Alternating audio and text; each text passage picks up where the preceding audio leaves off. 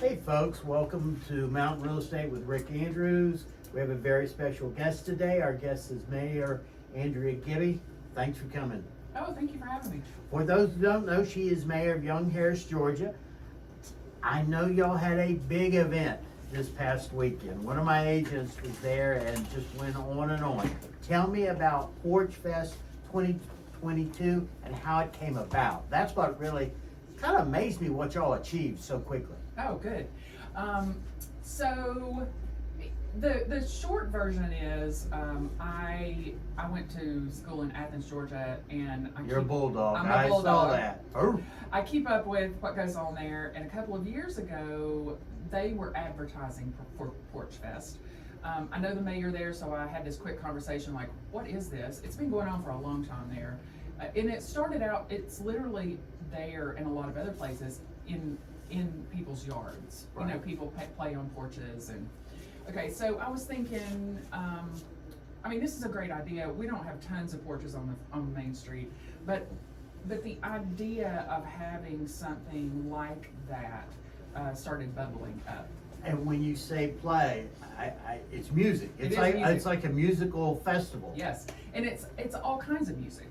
So we have, in the city of Young Harris, we're part of the Georgia Economic Development Placemaking Collaborative in the state. And then, so we have what's called a placemaking group.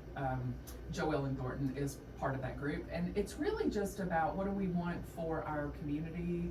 And it's everything from painting sidewalks to, this was the latest thing that we started talking about.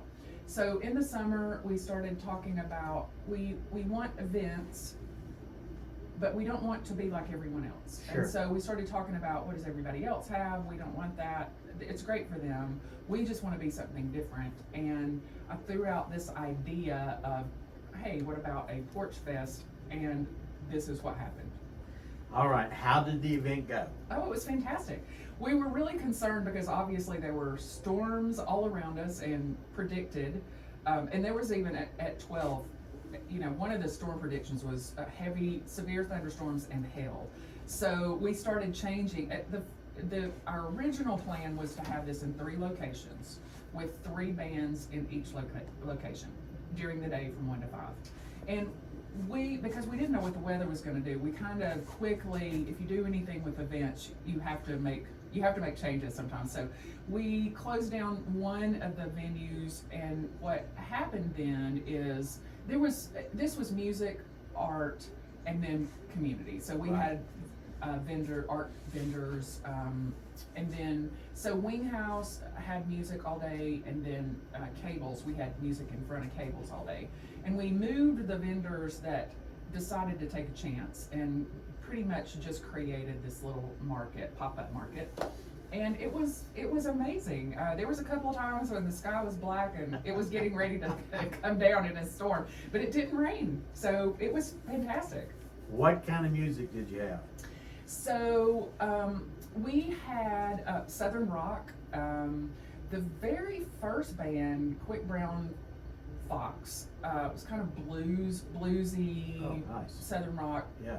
I'd never heard them before, but they were fantastic. The next group at Cables they're younger. So JC Wood is a senior in high school. Easton True is at Belmont College. I think he's first year. I should know all this. Good school, especially for music. Yes, and they were fantastic. I mean, I know this because I know, and I've known JC all over life, but they really are up and coming, just fantastic musicians. So they're more country, that kind of thing. And then one of the professors on campus, his name is George Boggs, B-O-G-G-S. He and his children were playing on in another section, and they just do acoustic and Appalachian music, and so fantastic. I'm going to figure out a way next year to just create its own venue, because I could really see people coming out and just wanting to bring their instruments and play with them. It was just overall the day. It was what I wanted for this community and what I've been wanting.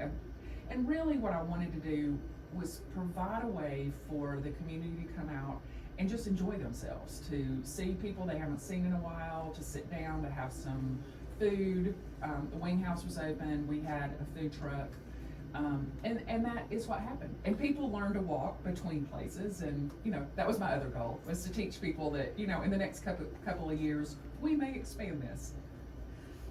Let's talk about the next couple of years. What's your perception of the future for Porch Fest?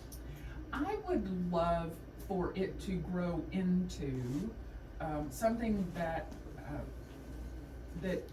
combines the city and the college. I would love for the college to, I know that this is early in, they just come back to school in August. Sure. But I would love for the performing arts section of the college, or Nice. I would love for it to become that, and then kind of be a circle in the community, and people just choose what they want to see. We have a good relationship with the college.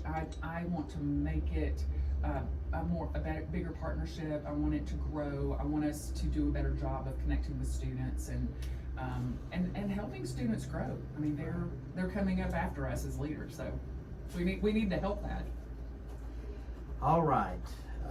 For those that are wondering, what's going on in the big city of Young Harris? Well, we have a lot going on. People who know me and participate in the community know that there's our city proper, and then when we do strategic planning, I pretty much just invite whoever is interested in our city. Sure. So we've been doing major strategic planning since 2019, and then of course we went through that pandemic thing and nobody could get together, but it didn't stop us.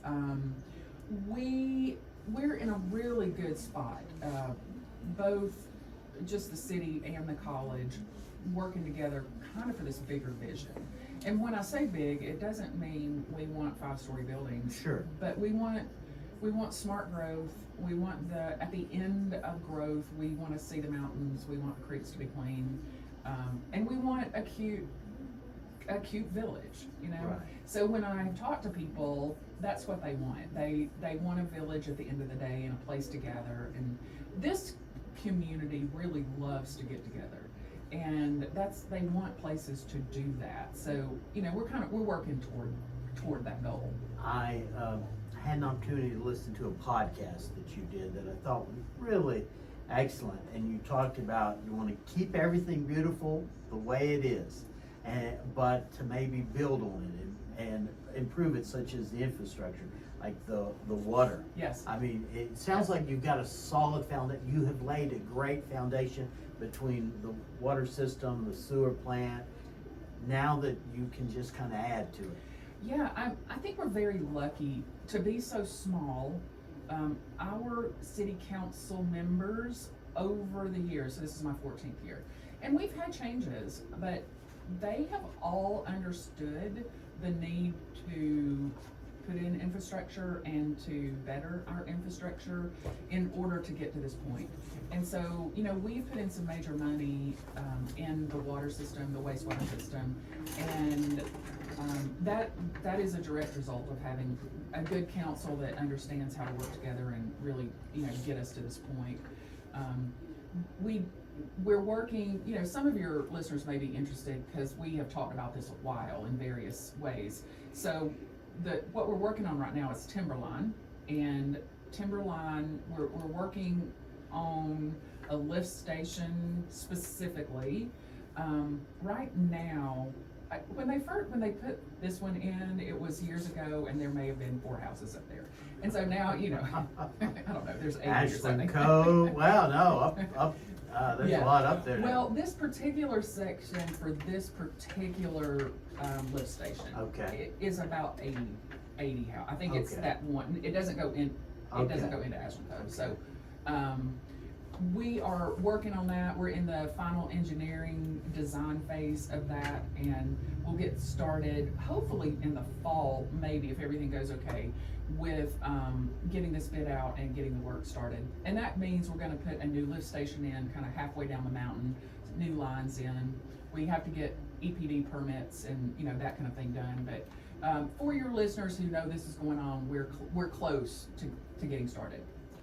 before we went to the break, we started talking about the lift station. And what I really admire about this area and what y'all are doing is you're smart. You see the growth coming and you're preparing. My home state's Florida. I grew up down there. We weren't prepared. The growth, there's a reason I moved here, to get away from we were just overrun. Y'all seem to be preparing for it ahead of schedule. That is smart. Well, I hope we're preparing for it ahead of schedule. I've lived in a lot of places.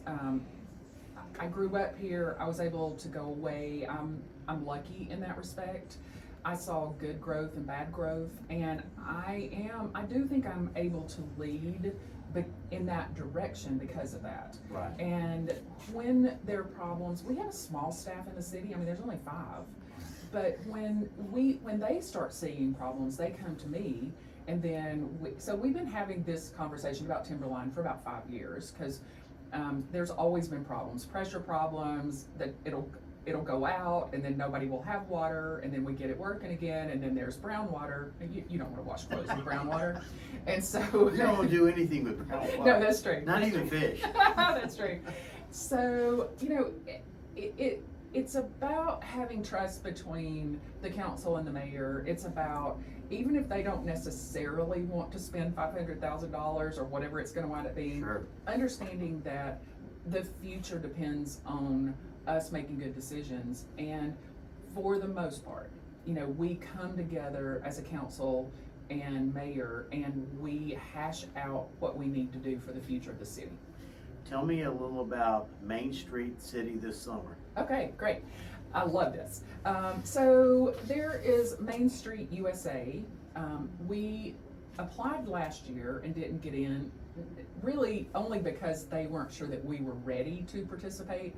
But we were admitted this year, and we are one of the startup communities. And what that means basically is by the end of the year, we have to hire at least a part-time person to focus on Main Street. Young Harris. I don't know what that would be called, actually. I haven't thought about that. Young Harris Main Street, or Main Street Young Harris. I don't know, we'll figure that out. And there's a 4-part, this Main Street USA has been around for 33 years, I think, and they have a set curriculum. And the communities that follow it are successful. And so basically it's all around, this person will focus on our downtown, our business community, helping develop and grow community and business, with events, with marketing. And it's really just one person focusing all that. And it could be writing grants, and it could be other things, but we will now have at least a part-time person just focusing on this. And it's important. I'm not even paid to be part-time, though I do part-time Right. work. I have another full-time job, and I really do need somebody that is focused on here. We're at that stage where we're getting ready to really grow. And I really want somebody that their job is that, focused on here and what we need to be doing. Speaking of growth, every year we're one of the sponsors, our office, Century 21, of the Seafood Festival. Yes. That brings a lot of folks into our Yes. area. Tell me a little about the festivals that we have here. We started with Porch Fest. Yes. One of the things that I have always known, we, in this, not just community, but our region, we have just this wealth of knowledge and artists and creators and makers. And it doesn't matter if they make furniture or they create pottery or they, are visual artists. There's just a wealth of these people, and I have always wanted to showcase that community. And so that's really when I started. We started 14 years ago with really small art festivals. At one point, the person that helps me with these festivals came to me and said, "What do you think about a seafood festival?" And I was In like, the mountains? In the mountains, right. And I just perked up because I always want to do something that's just slightly different than everybody else. I don't have anything against barbecue, but everybody does barbecue, right? And so when she said it, there was just something that clicked, and I thought, this actually makes a lot of sense. We have grown, we had to stop during the pandemic, we've learned a lot, but it is such a fun event. And again, there's music all weekend, so music, food, and art. And I think that that's what we try to replicate, and that's what we did with Porch Fest. It's the same thing. Seafood Festival has been going on longer. But it's the same thing, and that's what brings people out. And this summer, when we had the Seafood Festival, I remember on Saturday nights sitting out and watching the crowd, and babies were rolling around in the grass, and people were dancing, and people were talking and hugging, and I said to my husband, this is what I've been trying for. Like, this is what I want the community to have this. And that is, in a nutshell, what I want this community to, even when I'm gone, I mean, that's the foundation I'm trying to build. I think that it really shows our city at its best. Yes. It's funny you mentioned that. We're there in a little tent, and I sit there and I watch the people dancing to the bands, and it's tremendous. I grew up on the Gulf Coast, Florida. Love good seafood, and it's great seafood. It's just, it's unique, and people from all over come to it and just enjoy it. I mean, I have clients that come every year to the area for it. I mean, it's just a good time. Well, what else what are your thoughts as far as this is a big one, Highway 515, the Young Harris bypass. I hear questions about that all the time. Well, I think it's important to talk about it. It's still kind of a moving target. DOT bid out the entire project from Union County to Young Harris.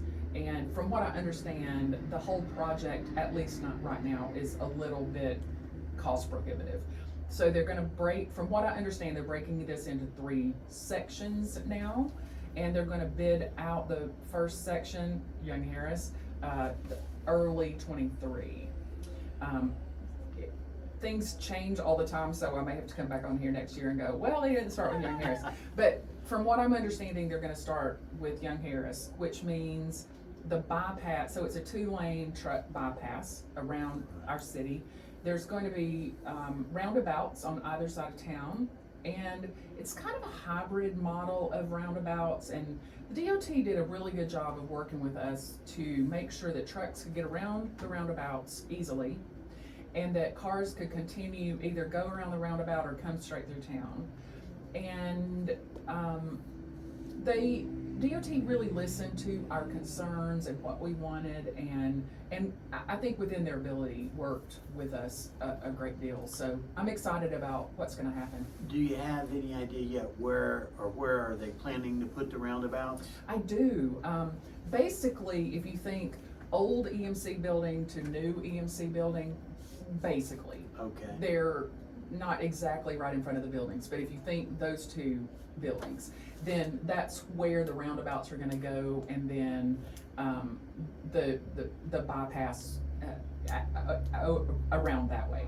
Yeah. Now, my office is in Young Harris, but I live in Hayesville, and I remember when they got the first roundabout, everybody treated it like a 4-way stop. Right. Don't stop at the roundabout. Go, just right. Do it timely. I know, I remember saying to DOT, we might need somebody out there with a flag, like helping people understand how to go around it. But I think a lot of people have used the one in Hayesville now and are starting to get more comfortable. Sure. So, I love roundabouts because it doesn't stop traffic once you get used to it. 100%. Yeah, it doesn't stop it. So, that's exciting for me. And, the real exciting thing for me is we'll get the big trucks out of downtown, and then we can continue on with our vision of creating this mountain village up here in Young Harris. And the trucks will still be able to do their delivery and move goods, and then we'll have a safer town. I'll just say it that way. Now tell me, you mentioned Young Harris College a time or two. Tell me a little about Young Harris College in the town of Young Harris. What is the relationship there? Because I love going to the soccer games, the basketball games. I mean, it's just such a great venue and makes this town so unique. You know, we've been around almost the same amount of time. The college was here just a little bit before the city, but over 100 years, and we've always relied on each other. So, you know, I think that your visitors and your listeners just need to understand that, you know, we all work together Sure. to create what we need to for the city. Well, Packy has given me the countdown. I so appreciate you coming, Mayor. Thanks for having me. Folks, as always, if you're looking to buy or sell real estate, give us a call at Century 21. Thank y'all for listening.